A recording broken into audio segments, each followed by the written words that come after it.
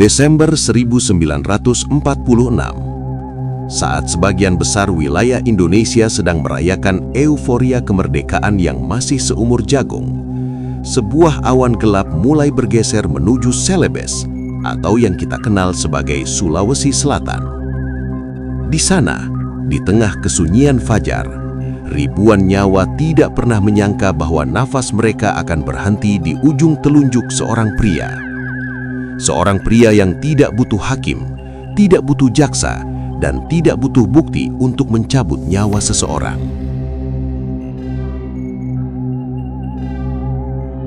Namanya adalah Raymond Pierre Paul Westerling. Bagi sebagian orang di Belanda, dia dianggap pahlawan yang membawa ketertiban.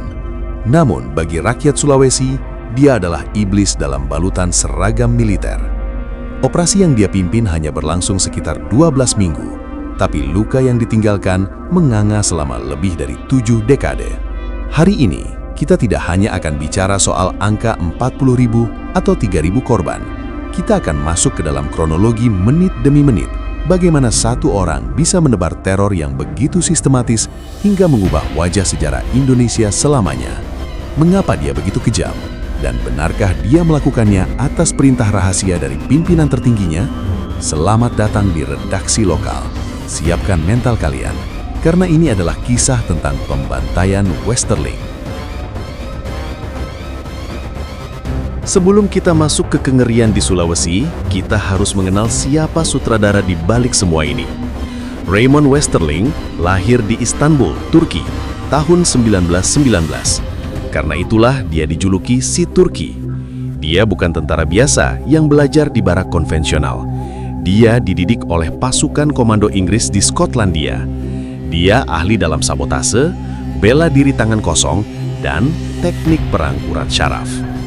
Westerling mendarat di Indonesia dengan satu keyakinan, bahwa hukum militer biasa tidak akan cukup untuk memadamkan semangat kemerdekaan rakyat Indonesia yang dia sebut sebagai ekstremis.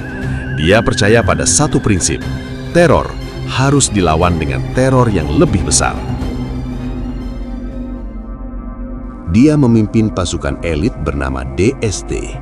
Pasukan ini bukan pasukan infanteri yang berbaris rapi.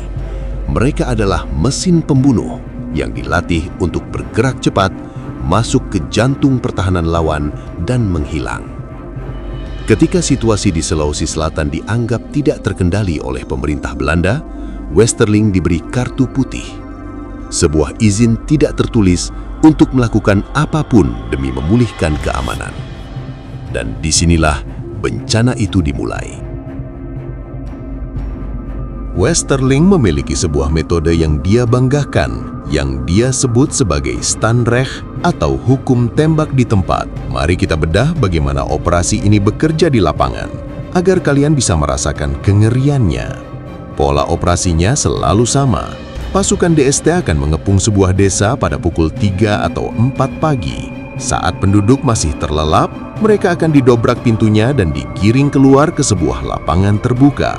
Laki-laki dipisahkan dari perempuan dan anak-anak. Westerling kemudian akan duduk di sebuah kursi di tengah lapangan, layaknya seorang tuhan kecil. Dia akan membacakan daftar nama, atau terkadang dia hanya menunjuk orang secara acak berdasarkan intuisi gelapnya. Kamu berdiri, kamu maju, tanpa ada interogasi, tanpa ada pembelaan. Begitu orang itu maju, sebuah peluru akan bersarang di kepala mereka di depan mata seluruh warga desa itu. Tujuannya satu, menciptakan trauma kolektif. Dia ingin agar siapapun yang berniat mendukung kemerdekaan Indonesia akan langsung teringat pada genangan darah di lapangan desa mereka pagi itu. Mari kita bicara fakta lokasi. Operasi dimulai di Mato Anging pada 12 Desember 1946, kemudian menjalar ke Batua, Borong, hingga ke wilayah Galung Lombang. Di Galung Lombang, sejarah mencatat salah satu aksi paling biadab. Ratusan orang dikumpulkan, dan dalam satu hari, ratusan nyawa melayang begitu saja. Seorang saksi sejarah menceritakan bagaimana parit-parit di sekitar desa berubah warna menjadi merah pekat. Bau amis darah menyengat di udara selama berhari-hari. Mereka yang selamat dipaksa untuk menguburkan saudara mereka sendiri dalam satu lubang massal tanpa sempat memberikan penghormatan terakhir. Yang lebih menyakitkan adalah Westerling seringkali melakukan eksekusi ini sambil merokok atau meminum kopi, seolah-olah nyawa manusia yang dia cabut tidak lebih berharga dari asap rokok yang dia embuskan. Dia merasa sedang melakukan tugas suci untuk kerajaannya. Sejarah selalu punya dua sisi, tapi dalam kasus ini perbedaannya sangat mencolok. Pemerintah Indonesia melalui para pejuang saat itu melaporkan bahwa korban mencapai 40.000 jiwa. Angka ini menjadi simbol penderitaan rakyat Sulawesi Selatan. Di sisi lain, pemerintah Belanda melakukan penyelidikan dan mengklaim angkanya hanya sekitar 3.000 hingga 5.000 jiwa. Namun, apakah jumlah itu mengurangi kadar kejahatannya? Tentu tidak. Bahkan jika korbannya adalah satu orang sekalipun, eksekusi tanpa pengadilan tetaplah sebuah kejahatan perang.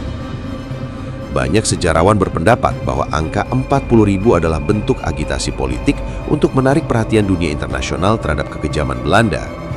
Namun bagi para ibu yang kehilangan anaknya dan istri yang kehilangan suaminya, angka bukan lagi masalah. Yang nyata adalah kekosongan di meja makan mereka sejak hari itu. Apa yang terjadi pada Westerling setelah itu? Ironisnya, dia tidak pernah diadili secara militer atas apa yang dia lakukan di Sulawesi. Dia sempat mencoba melakukan kudeta di Bandung, peristiwa APRA, namun gagal dan melarikan diri kembali ke Belanda menggunakan pesawat terbang. Dia hidup sampai usia tua, bahkan sempat menulis buku dan tampil di televisi menceritakan aksinya seolah itu adalah petualangan heroik. Dia meninggal dengan tenang pada tahun 1987 tanpa pernah merasakan dinginnya sel penjara atas darah yang dia tumpahkan.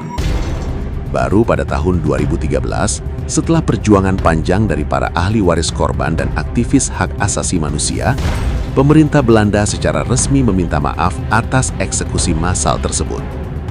Mereka membayar kompensasi, meskipun jumlahnya tidak akan pernah sebanding dengan nyawa yang hilang.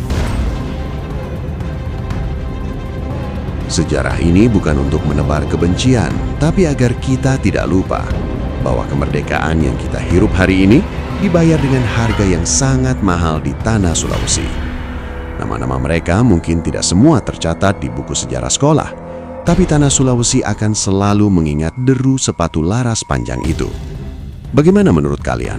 Apakah permintaan maaf saja sudah cukup untuk menghapus noda hitam ini? Dan menurut kalian, mengapa dunia internasional saat itu seolah menutup mata? Tulis diskusi kalian di bawah. Terima kasih telah menyimak hingga detik ini. Jangan lupa subscribe untuk terus merawat ingatan kita tentang sejarah bangsa. Sampai jumpa di video berikutnya.